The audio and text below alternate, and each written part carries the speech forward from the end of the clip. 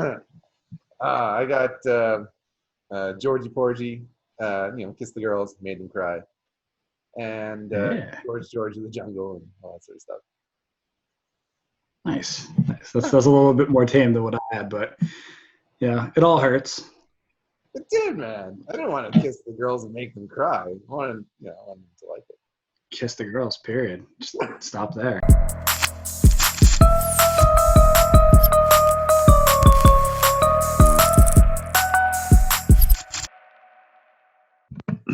Hey guys, welcome to Inside Comics with George McHale.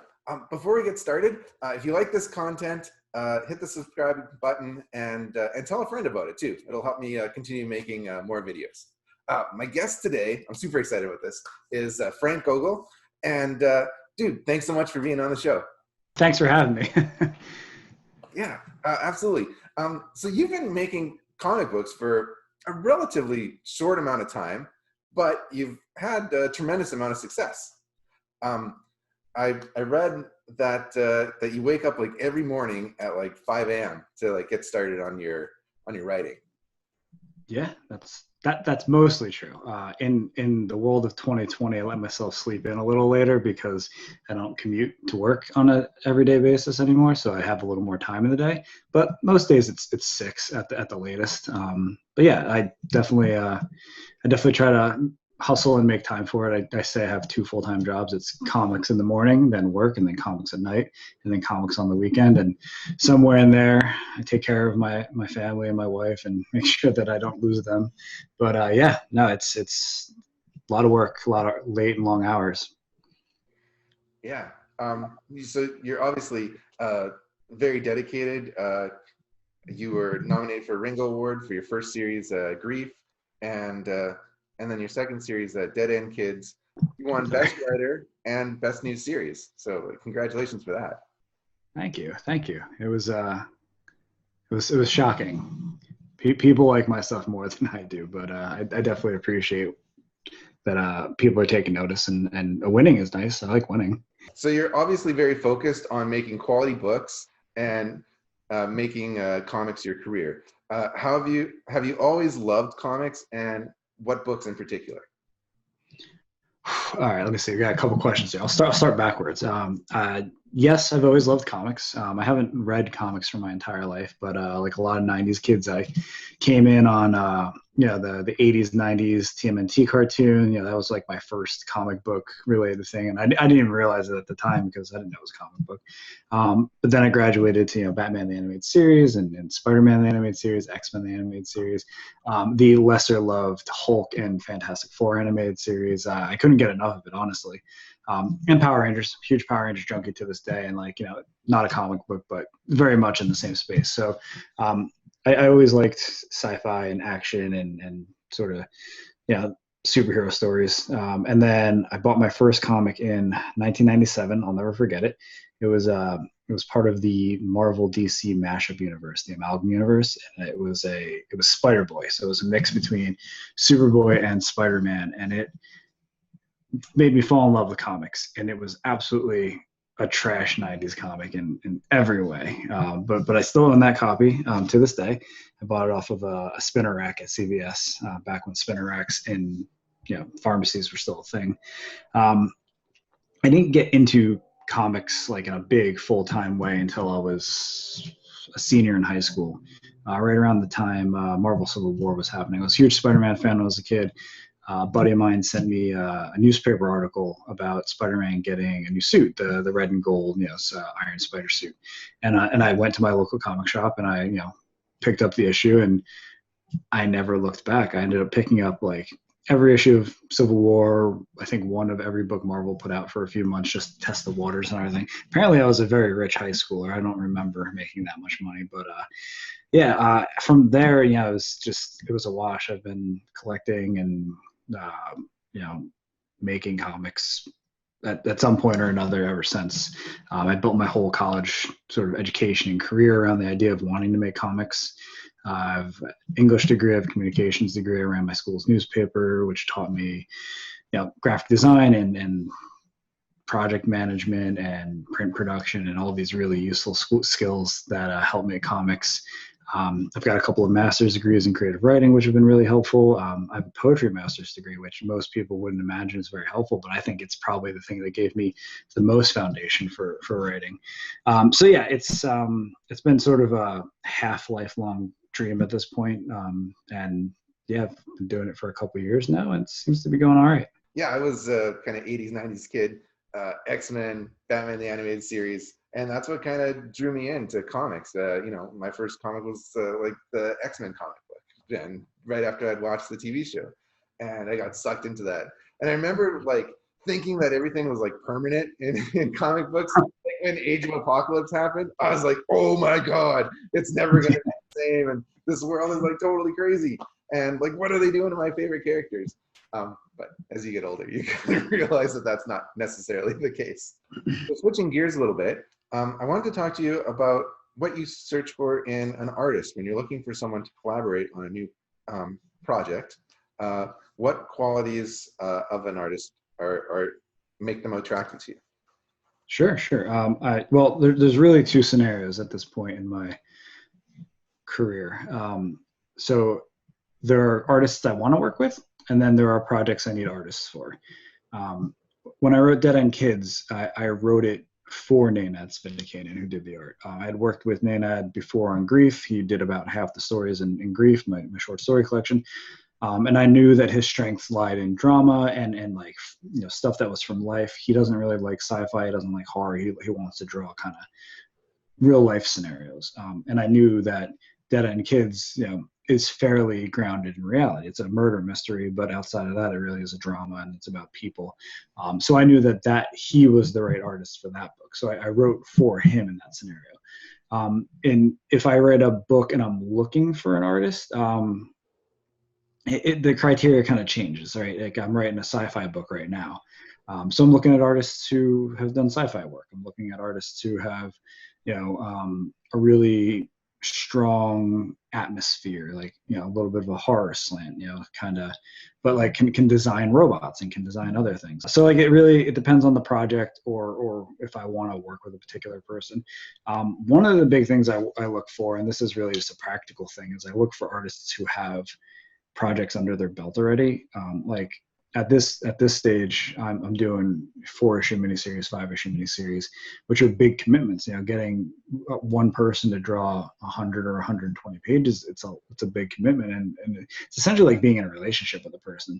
And it's nice to know going into it that this person has created something that size before, and it's been a smooth process between them and their other collaborators, that it didn't take 10 years, because I'm trying to build a career here. I want to work with somebody who's hustling as hard as I am. They don't need to get up at 5 o'clock in the morning, but if they're knocking out 3 pages a week, and I know that this project will be done in six or 8 months, and like we can plan for it that way, like that is a huge kind of question mark removed from the equation.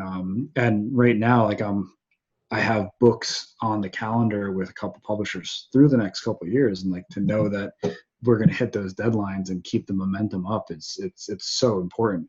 Back when I was first starting, I was really interested in working with people who are kind of batting at my level, or me batting at my level. For instance, like I wasn't reaching out to Dave Gibbons or David Aja or any Marvel and pro tier artists. I was reaching out to other people in creative forums. I was reaching out to people on Reddit and ArtStation, stuff like that.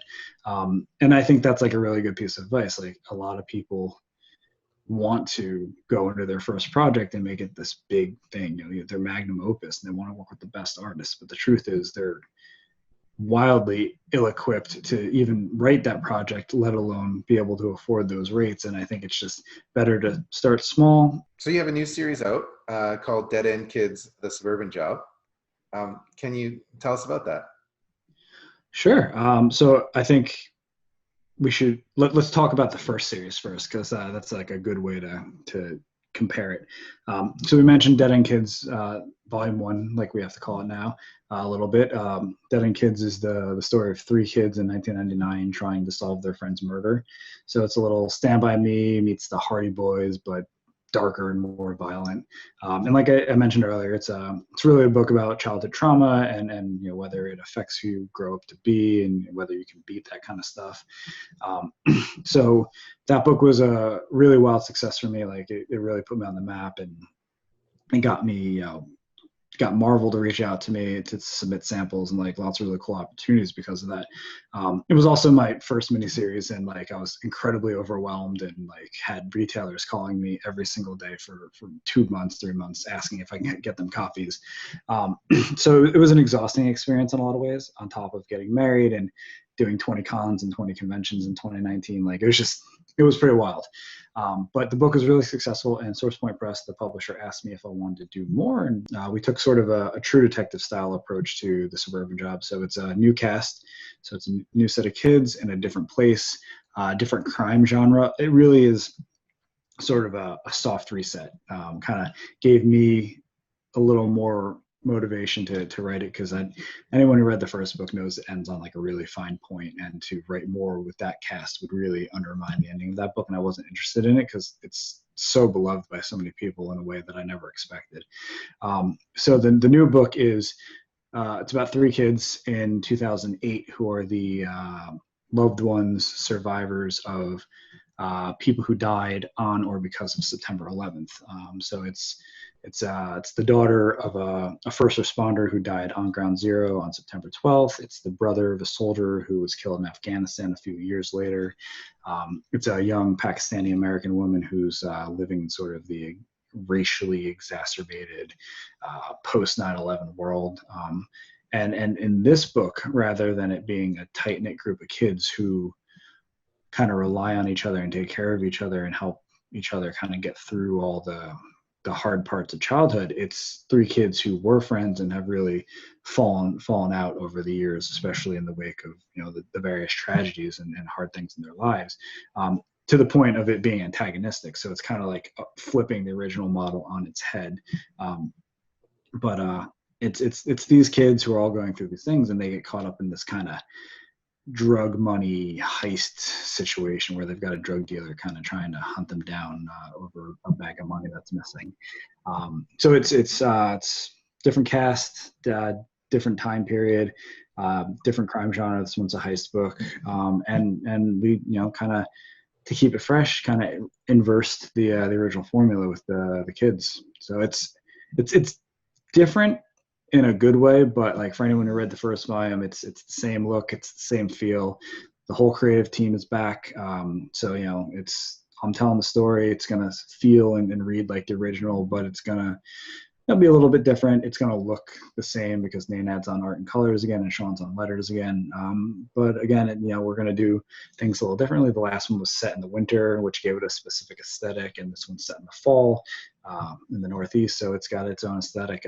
So yeah, it's that's the long explanation of an elevator vision. No, but it sounds really cool, and I like the idea of if someone's new to the series and maybe just hearing about Dead End Kids for the first time, they can go out and buy the Suburban Job and not have read it, the first one.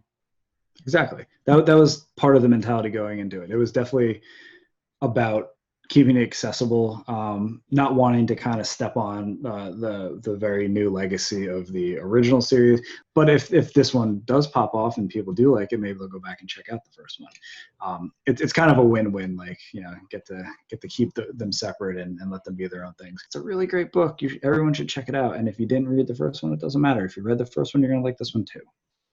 So you have 2 incredible series available to order through Previews Magazine. So if people want to check out Dead End Kids, The Suburban Job, or No Heroin, go into your local comic book store and tell them to bring those books in. They're SourcePoint Press books, and I think they're pretty exciting. You sent me a preview copy to review, and I thought it was fantastic. So thank you so much, Frank Gogol, for being on Inside Comics. And I hope to see you on the convention scene next year. Peace. I hope so. I hope so too, man.